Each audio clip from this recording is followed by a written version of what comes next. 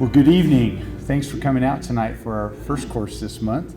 I'm Ken Johnson. I serve as a healthcare system CEO, and it's my pleasure to welcome you tonight. I also have the pleasure of introducing two physicians as our speakers. They're pulmonologists, they're critical care physicians, and also have specialty in sleep apnea, sleep medicine. So first of all, I'd like to introduce Dr. Mohammed Al-Halawani here on the front. He likes to go by Dr. Mo, and Dr. Tariq Musa. So would you just give them a warm welcome tonight for me? So they both started at Hutch Regional about 3 years ago, and I think you probably joined me in saying we're really glad that they started when they did. They played a critical role in our community over the last few years during the pandemic and have treated hundreds of patients dealing with various respiratory issues such as asthma, COPD, emphysema, obstructive sleep apnea, and lung cancer. They will discuss tonight, as the screen says, lung cancer screening. So we're extremely fortunate, and I'm grateful to have both of these doctors here in Hutchinson. So again, welcome to Dr. Musa and Dr. Mo, and I don't know who's gonna kick us off. Dr. Mo, welcome. Thank you. Good evening, everyone. Thanks for joining us tonight, and thank you for having me. I'm Mohammed Al-Halawani. I am a pulmonologist, a critical care physician, and a sleep physician here with the Hutch Hospital. And we will be talking together, myself and my partner, Dr. Musa, about lung cancer screening and things you need to know about that. I'll be doing the first part of the talk, which is the scientific part and the process, and Dr. Musa will talk about what follows the screening methods and what procedures we need to do. All right, so the outline of today's talk, we're going to give you some introduction about lung cancer. We're going to talk about the epidemiology. We're going to talk about the lung cancer screening process, and then Dr. Musa will talk about our lung nodule clinic and the diagnostic modalities for people who have lung nodules. So lung cancer is the second most common cancer in both men and women. It is the leading cause of cancer death in both genders, and the main cause for it is cigarette smoking. Causes the majority of lung cancers. 15% of the US population are smokers, so that's a significant chunk of the population. The best thing to do is to stop smoking if you want to prevent lung cancer. It's better than anything that's medical, any screening method, or any scientific approach that we would apply. Stop smoking is the best advice I could give you. So in males, the most common is prostate, as you can see right here. And the second most common is lung, like I said. In females, it's breast cancer, and the second most common is lung. However, when you look at the deaths in general, for both men and women, lung cancer leads in that, unfortunately. This is a little bit of a busy slide, but what I want you to focus on is the red lines here. This is many years of looking at cancer incidence, multiple different types of cancers. The red line is lung and bronchus cancer, and this is in males and females. As you can see, the incidence was higher in the 1990s and before that in males, and started trickling down.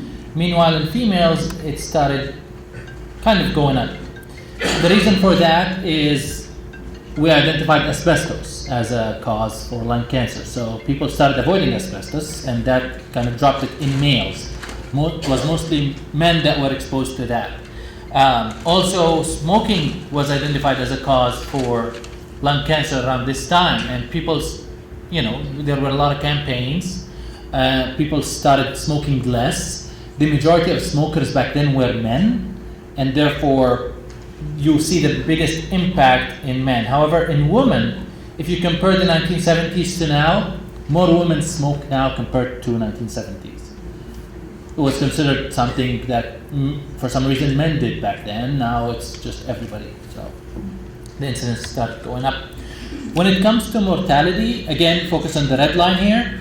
After 1990, as you can see, the mortality started dropping in both males and females, and this is due to the advances in detection, treatment modalities, and surgery in general. So we're starting to capture cancer at earlier stages and treat it more effectively nowadays. There is a geographic variation in the states on where people can get lung cancer more. So the highest incidence is in Kentucky. Does anybody know why? Coal, exactly. Somebody said coal. So coal industry is heavy there, and black lung or coal pneumoconiosis can cause the higher predominance of lung cancer. The lowest incidence is Utah, and the highest survival is in Connecticut. We're somewhere here, so we're not in a really high-risk zone.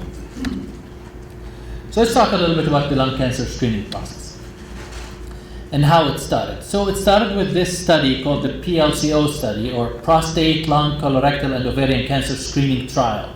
They looked at 155,000 people aged 55 to 74, and at that time they wanted to see if a simple X-ray would do the trick.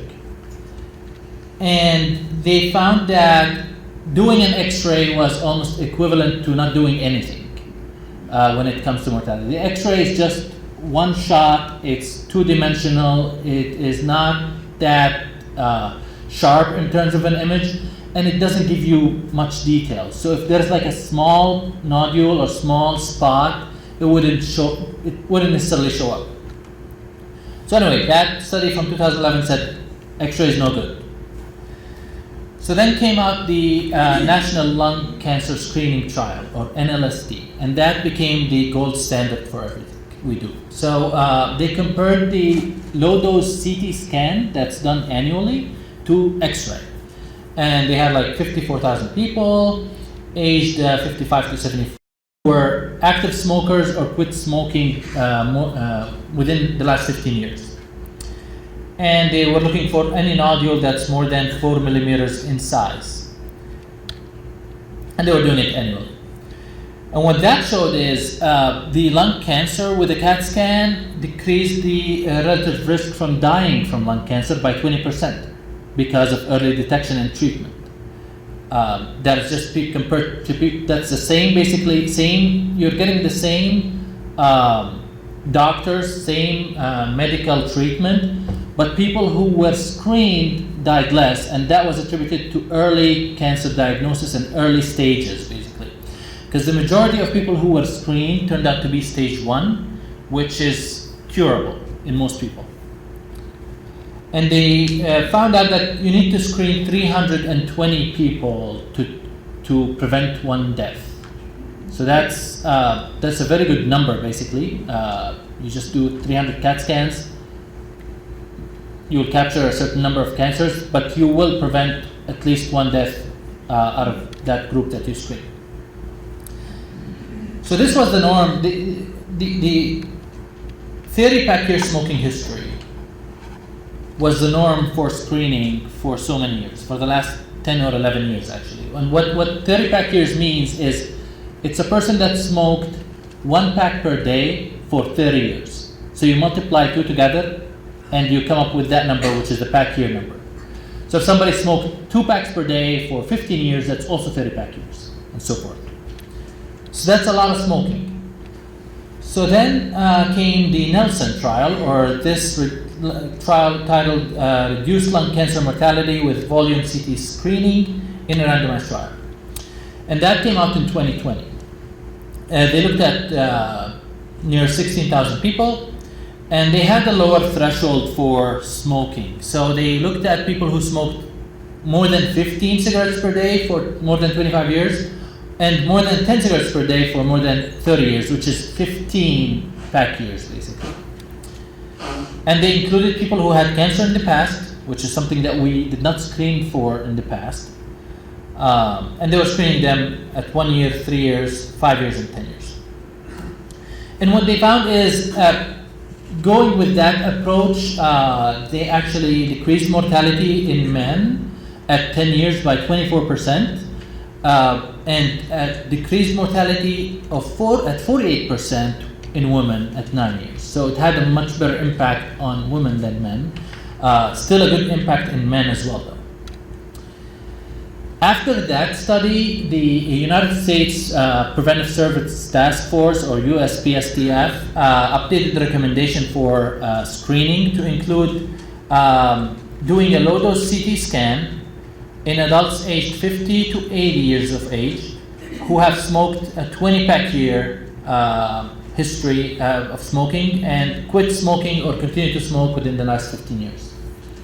Anybody who has quit smoking more than 15 years is considered out of that high-risk group, so they don't qualify for screening. So why screen? So it leads to, if you do lung cancer screening in a high-risk group, it was found to lead to early disease detection, increased cure rate, and decreased death, like I showed you. Why does early detection matter? So this is a busy slide, but it lists all the stages of lung cancer, not just 1, 2, 3, 4. There's a 1A1, 1A2, 1A3, and so forth. And the deeper you go in the stages, the higher the mortality, or the lower the risk of chance of being alive at 5 years. And as you can see, if you detect that cancer at stage 1A1, the survival at 24 months is 97%, and at 60 months is 92%. And these are patients that are basically cured. Cure could be achieved in stage 1, stage 2, and potentially stage 3 disease. Stage 4 is not considered curable, even though some of them may be alive at 5 years. They will be on maintenance treatments. A lot of people ask about potential harm from the lung cancer screening, whether it's radiation or in general. So when it comes to radiation exposure, they looked at that and they found that for every 108 cancers that you detect, 1 would be caused by radiation. So again, these are 108 detected cancers, which means you probably screened thousands and thousands of people before you actually detected these cancers. Out of 100, 1 is caused by radiation, which is a very small number. These scans do cause some patient distress, I have to say, because, they eventually know that they have a nodule after the screening scan. Let's say they have a very small nodule that doesn't need anything done.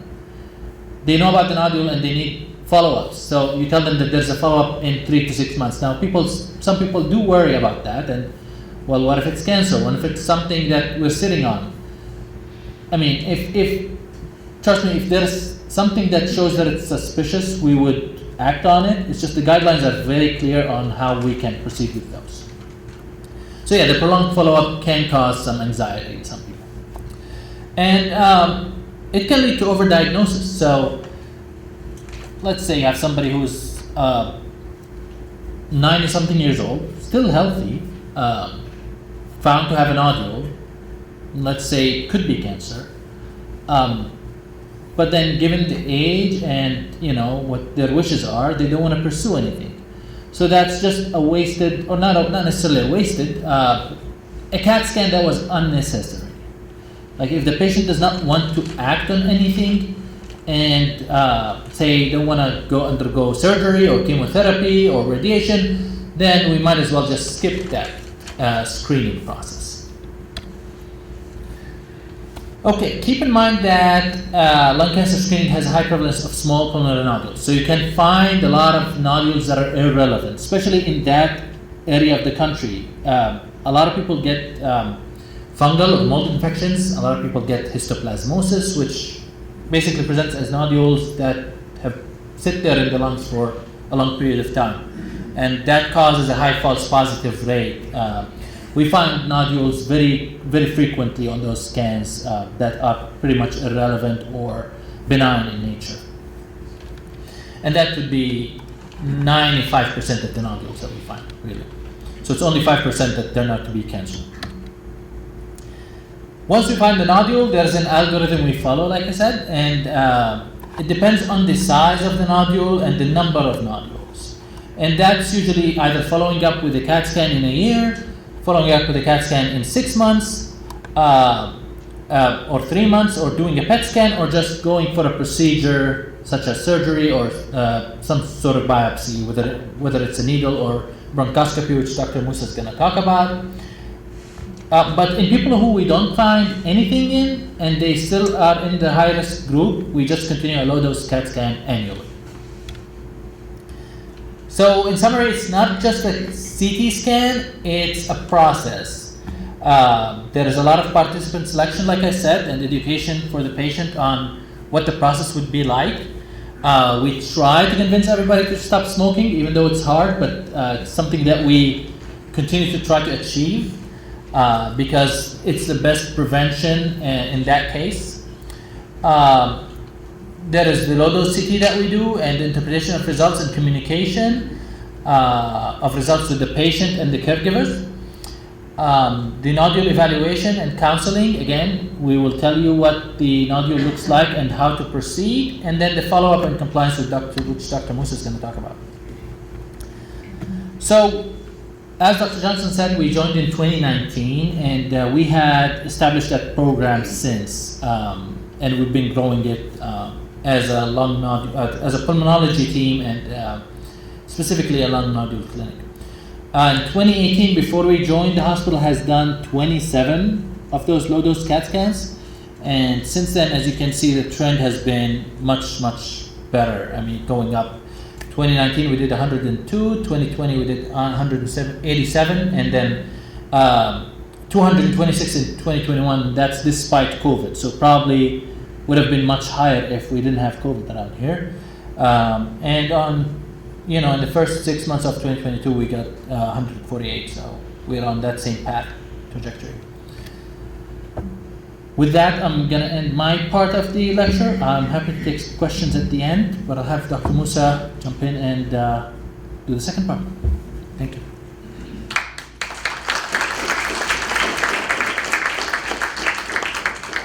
Can you guys hear me? Okay, thank you, Dr. Halwani. And thank you, everyone, for making the time to attend, such a topic that I feel is really fundamental for the community to know about. So I always enjoy this talk with Dr. Al-Hawani because what he covers is really important, So if you want to take a home message from the first part, talk to your primary care physician. If you feel you're in that high risk group, talk to your primary care physician.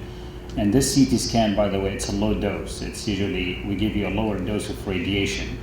And I can't, count how many cases that we had encountered where a patient comes and we diagnose a patient with lung cancer, and then, you look and talk to the patient, okay, do you have any old images? And you go back and look, oh, there was a spot back then that nobody paid attention to. If you go to the emergency room, for example, you have chest pain, they end up doing a CT scan of your chest, you get a spot on your lung. But that would be the least priority to address during that emergency room visit, right? Nobody's gonna go and talk to you if you're having a belly pain about a spot that was found incidentally on the lung. So, so whether you have a spot that was found, whether you have a spot that was found, do I need to speak louder? Maybe. Okay. If there was a spot that was found because a low-dose CT scan was done for lung cancer screening, or you end up having a CT scan through your physician in the office or in the emergency room, we need to have a process for that. So, interesting times with COVID, despite that pandemic, we still had our program running, and we treated patients with lung cancer. We addressed patients with lung nodules, so that's what I'm going to talk about. And why? I mean, why do we need to have a process? That's a bigger question. Okay, first. As you can see on the slide, a lot of the nodules are encountered on a CT scan, just to catch it by chance. And we noticed that 50% only of patients who have lung nodules that found on a low dose for lung cancer screening end up coming to to see a physician after that, and only 30% for those incidentals that you found a spot, whether through a primary care physician or emergency room visit for any unrelated reason, okay? So we need to have a process to improve those numbers. And our goal is to prevent you from this nodule get unnoticed, and then you end up having advanced lung cancer, when, as Dr. Halwani kind of showed, the 5-year survival is the best when it's stage 1A, which means when you have very small nodule. And lung cancer does not cause any symptoms when it starts as a small spot. When it causes symptoms, it's probably in an advanced stage, and that would affect your 5-year survival. So think about yourself, your beloved one, how, that would be really, really great help if we have a process. Okay, I have a spot. Okay, what should I do? How can I get an advice? How can I avoid, being in a spot where it's too late, So, as we said, many of those patients don't follow up later, that affects their life expectancy, It also more cost of the treatment, because at early stage of cancer, you can get a cure, complete cure by only surgery. But if it's advanced, then we may talk about surgery, chemotherapy, radiation. That's more treatment, more cost, to the patient.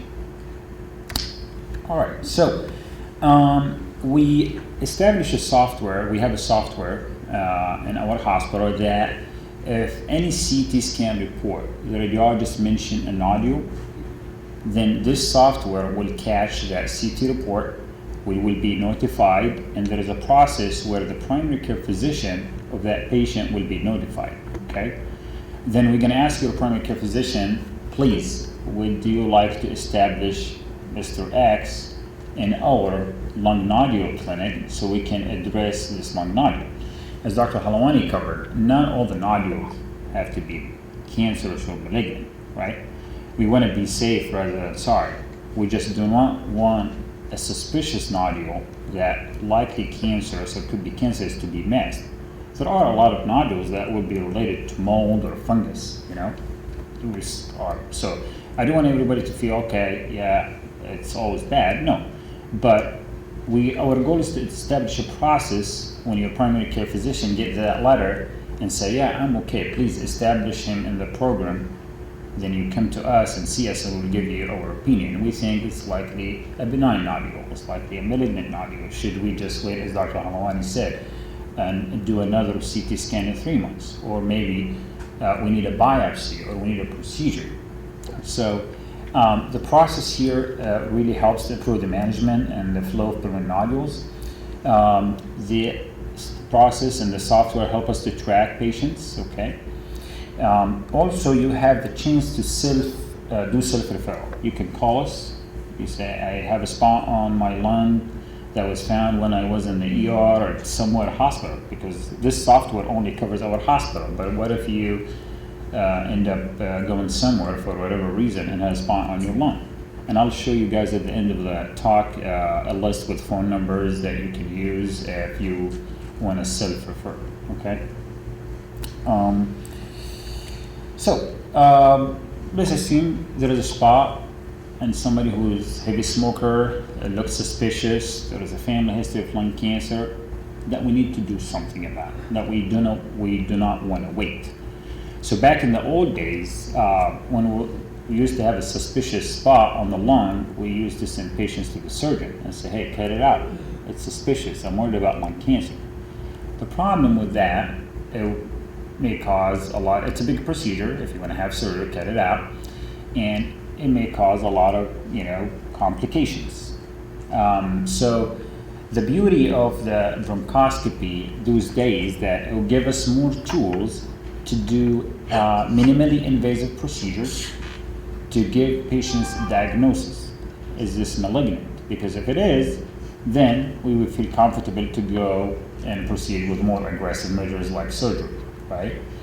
And if it's benign, like if you end up having a spot you thought it could be malignant, but it turns out to be fungus, for example, then we will avoid sending you to a surgery that would require you to be in the hospital for 5 days with a potentially bigger complications.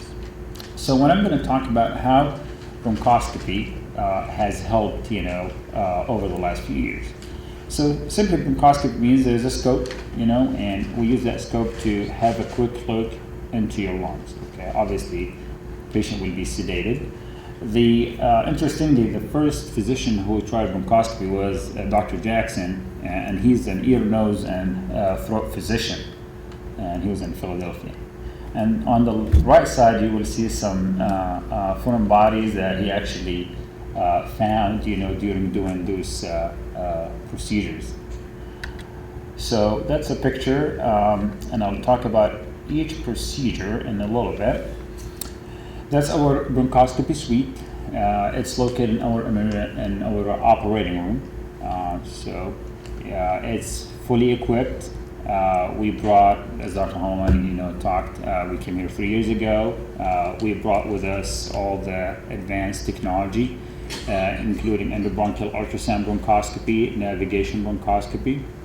So we do have a fully equipped lab, bronchoscopy suite with all the tools and everything we need to give you the best care we can.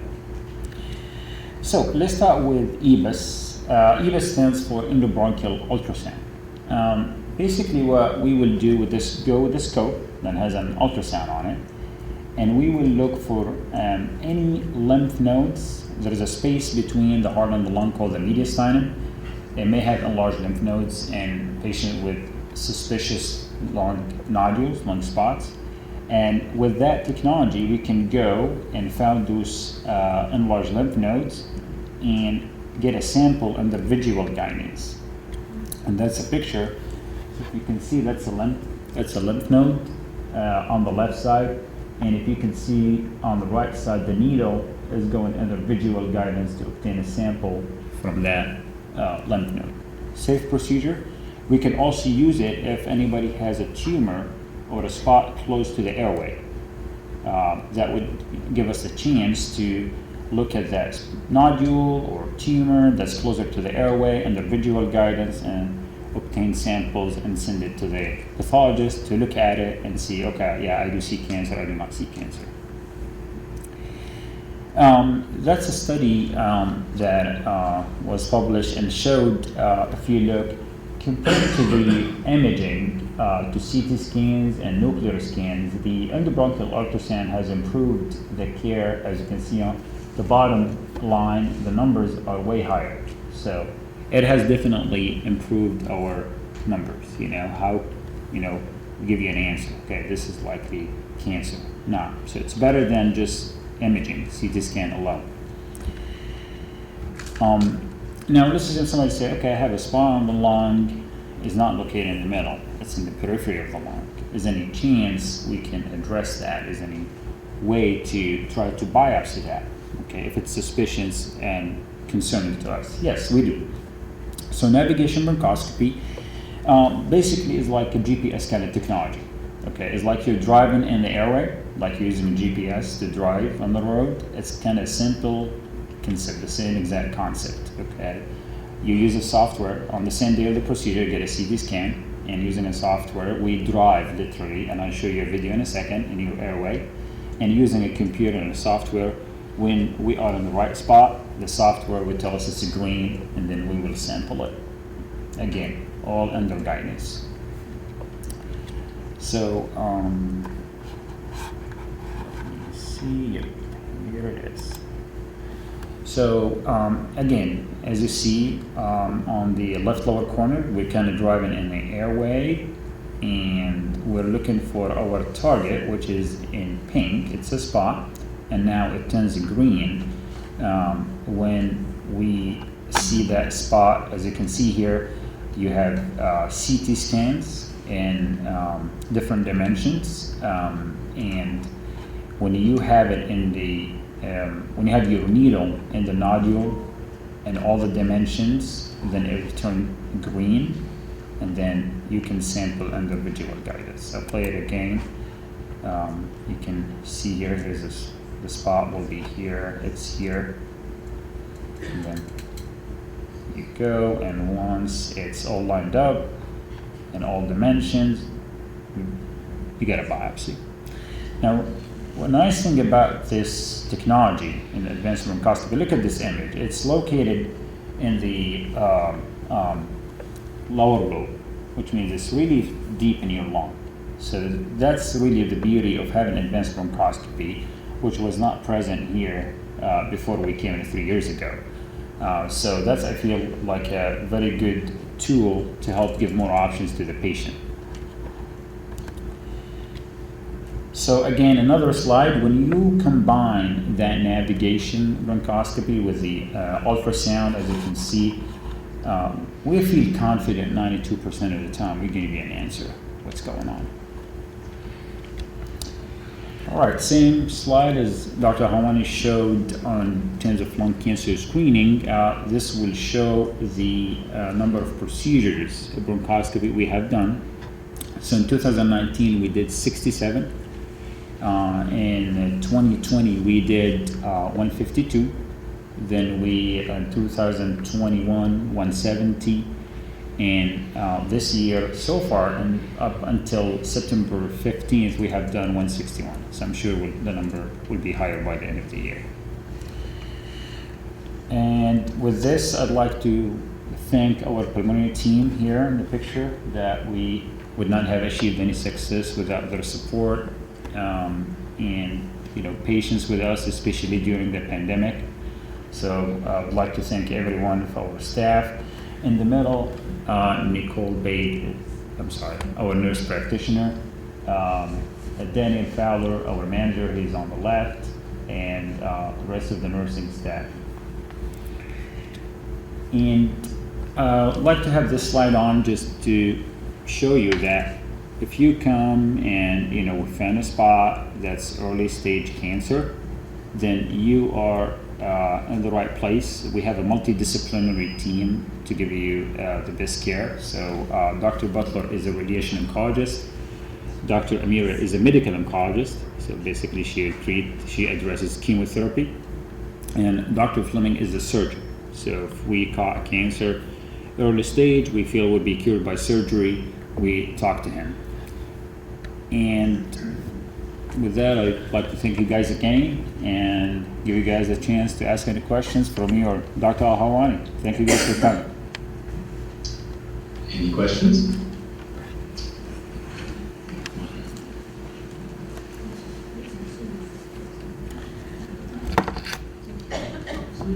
And here is last slide that has all the numbers you may need for our practice, thoracic surgery, Dr. Amira oncology, and Dr. Butler. So feel free, you guys can take a picture, write numbers down if you need them.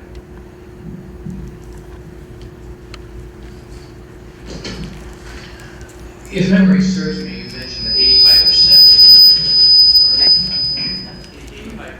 of lung cancer is caused by smoking, something like that. And that lung cancer is the second most common cause of death, both men and women, which means 15% was not caused by smoking. So if we never smoked, how do you find lung cancer in someone who hasn't smoked and is coming to see you because they smoked in time to catch it in stage 1 or stage 2 or stage 3? Because by stage 4, everybody's going to know they've got a problem. So how does one catch lung cancer in the 50% group? So I'll take that. The 15% group does not have any type of screening as of yet. So that is correct. There is no way for you to survey or screen that group for cancer. But that's not just this 15% group. Now, there are several other cancers that don't have types of screening. Any GI malignancies, stomach, pancreas, these can't be screened. The only thing you can screen GI is colon, for example, with colonoscopy, right? So these other stuff would not have any screening until now because we don't know what group of people would get. It's mostly genetic when that happens. And the types of cancer that they get are usually different. So like for example, people who smoke get squamous cell carcinoma of the lung or small cell carcinoma of the lung and sometimes adenocarcinoma of the lung. Meanwhile, people who don't smoke can get adenocarcinoma versus carcinoid versus large cell cancer. So it's like a different type of cancer even, that these 15%, yeah, it's like a, lung cancer is a very broad term, and these subtypes all have different causes. The majority are caused by smoking, and therefore, with the smoking being the biggest risk factor, they found that the benefits outweigh the risk if you screen smokers. Now, it wouldn't make much sense as of yet to screen everybody in the population with a CT scan. It just it just does not make sense, because, like I said, this is 15% of the U.S. population that smokes, and you want the heavy smokers to be screened. What you're asking for is screen 85% of the population to catch the 15%. Financially, medically, and scientifically, as of now, and in terms of benefits versus risk, it does not make sense. It does make sense, though, for heavy smokers in that small category, 50 to 80 years old, who smoked more than 20 pack years. Hope that answers the question. And you said the other 15% is largely hereditary, did I understand that? So it could be genetics, could be some other exposure, chemical exposure, but again, these are this is a very narrow population that has not been studied. Do coal miners technically need to be screened? I think yes, but because of the limited number of coal miners and limited studies on them, this has not been made as an official recommendation. I have a question as well. Do you have any study on secondhand smoke causing lung cancer? Absolutely. Because many of us, I mean, at least our age, we didn't smoke because our parents smoked. But every night at the dinner table, I sat between my mother and father, who had a cigarette with their coffee after dinner. So I'm wondering about secondhand smoke causing cancer. So yes, there are plenty of studies that support that. Secondhand smoke can cause cancer. When it comes to screening, though, it's very hard to quantify how much does that equate. You know, like again, if you go back, the criteria is so specific that insurance companies, again, this is a criteria made for insurance companies, pretty much. Okay, and by the way, it doesn't apply to Medicare, because Medicare stops lung cancer screening at age 77. So they're not even following the recommendations to screen up to 80 years old. So it differs by insurance. It differs by how much you smoke. If you smoke 19 years, 1 pack per day, you won't qualify for cancer. Now, that being said, we find our ways. In other words, if you tell me you've been exposed for so many years, and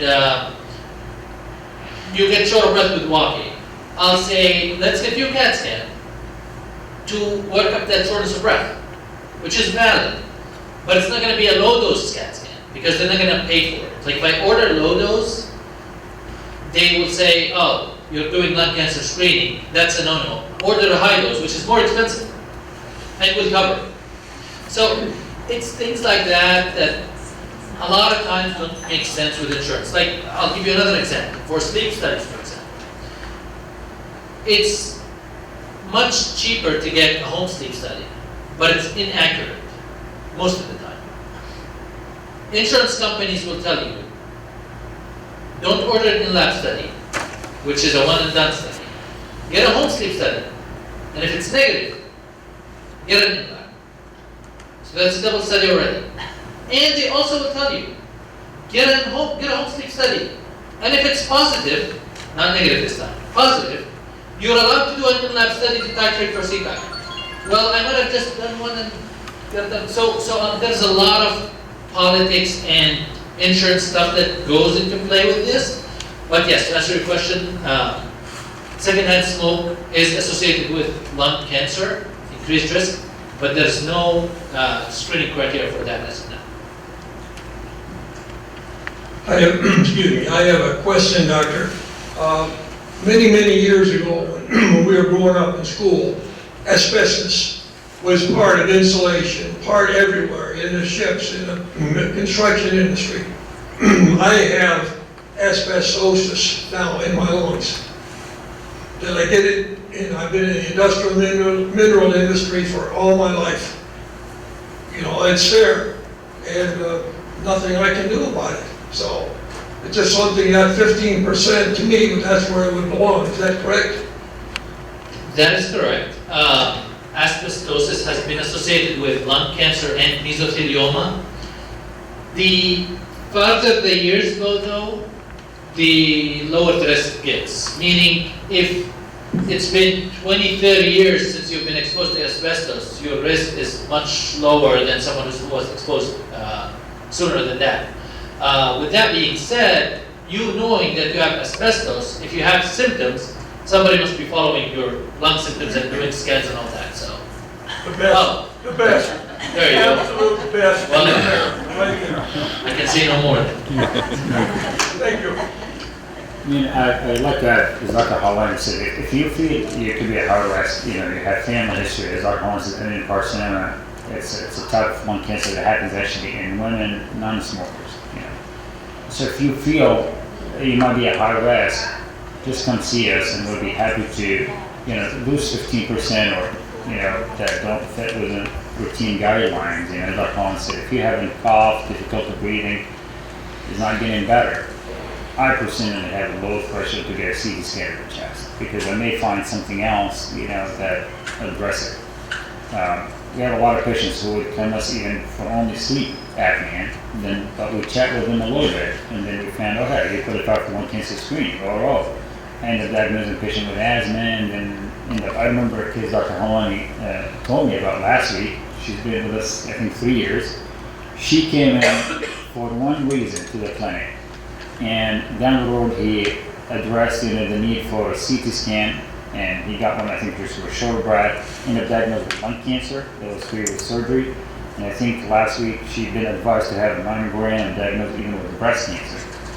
So I'm not trying to brag about it, but what I'm saying is, that, you know, if you come to, it's my specialty, his specialty, right? You know, so we can give you the best advice we can. So that's my 2 cents. I have a question. Yes. Can you tell me something about bronchiectasis? Yeah, so it's a disease that basically, for many reasons, there are a lot of reasons that can cause it. Could be idiopathic, could be related in young children to cystic fibrosis with a genetic disorder. Repeated infections, some autoimmune illnesses can cause it. Basically what happens in it is your airway ends up dilated, excuse me, because of the surrounding inflammation and the scarring. It pulls on the airway ends up dilated. As a result of that, you would have a stagnation of the mucus in your airway, and that would predispose you to infections. Now, some of those patients will have infections, some of them are asymptomatic, so it depends, you know, how you do. Not necessarily anybody with bronchiectasis would have, you know, bad complications or infections. I do have a few patients that I see them only once a year because they're doing fine and they're following some preventive measures. Some others, you know, end up in a hospital, especially, you know, cystic fibrosis patients because, you know, they can't clear the phlegm out. So they end up having lung infections. You never get rid of it, right? No, unfortunately. If the damage happened, it happens. The focus will become how to prevent lung infections, and we focus on making sure you're up to date on vaccines, you know, pneumonia, flu, COVID, all the vaccines, you know, avoiding sick people. And, you know, giving you some preventive measures. We do have a little device that we tell our patients, you know, if you feel congested, you can use it to get the phlegm out so you're not letting the phlegm stag in your chest. Okay, maybe I understand it a little bit better now. I've had it for probably 20 years. And I don't know what to do, or do I need to do anything? We'll be happy to, look at your case and give you more specific advice. I mean, I get patients who come to me and tell me how their bronchiectasis, and then you look at the CT scan, and it's only like a minimum area, that doesn't bother me. And if they're doing fine, I say, there's just a minimum fine, ignore it. But on the other side, you may have a patient who have bronchiectasis in both lungs. For example, bronchiectasis, somebody with asthma will tell me something different. So it depends on the case.